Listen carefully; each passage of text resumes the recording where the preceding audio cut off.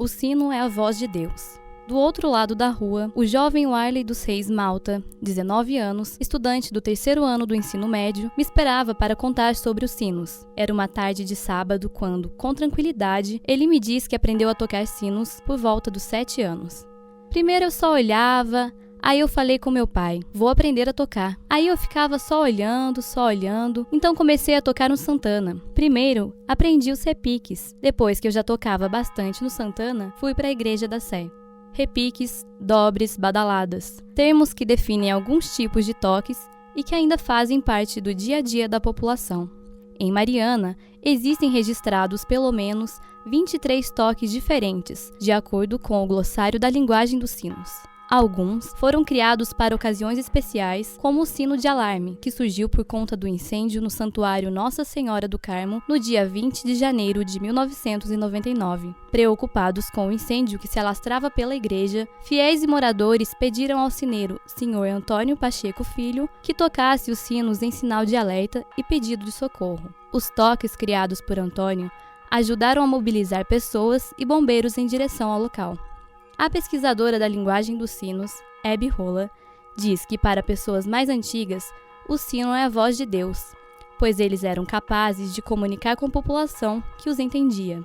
Ela conta que a população mais antiga ainda gosta de ouvir os sinos, mas que, por outro lado, boa parte da população flutuante de Mariana, trabalhadores das empresas mineradoras ou estudantes que ficam apenas uma parte da vida na cidade e vêm de outras culturas, muitas vezes não conhece a história das igrejas e dos sinos, o significado dos seus sons e, talvez por isso, não se interessa tanto pela tradição.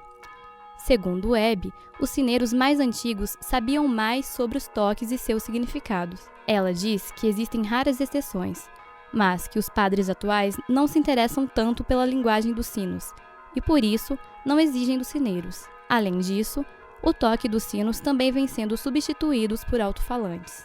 O jovem sineiro Wiley me diz que os sinos atualmente são tocados em épocas festivas, como a Semana Santa e as novenas. As chamadas de missas são feitas pelo próprio sacristão.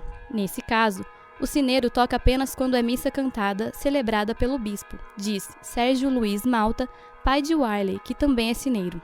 O jovem sineiro conta que conhece os toques festivos, os de ressurreição, os dobres, além dos de enterro, que são executados quando alguém morre ou no dia de finados. Quando a pessoa é de outra religião, não se toca o toque de enterro, porque a família pode não gostar ou apenas porque não se identifica com a tradição. Quando pergunto se conhecem mais sineiros, Sérgio logo fala: tem o Batata que toca lá no Rosário. Quando ele sobe lá na terça, a gente fica na Sé. Aí ele toca lá e a gente responde dali.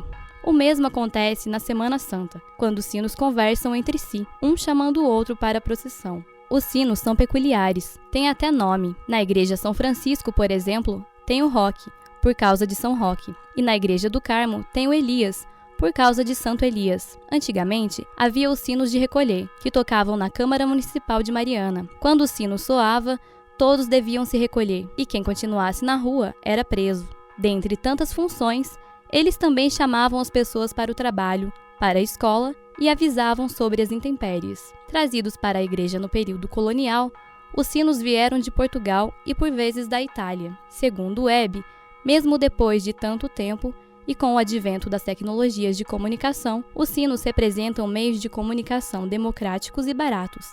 Em defesa da tradição dos sinos, a pesquisadora diz que eles não se restringem a quem tem seu e-mail ou o do padre, quem tem telefone ou Facebook. O sino avisa a pessoa, esteja ela onde estiver.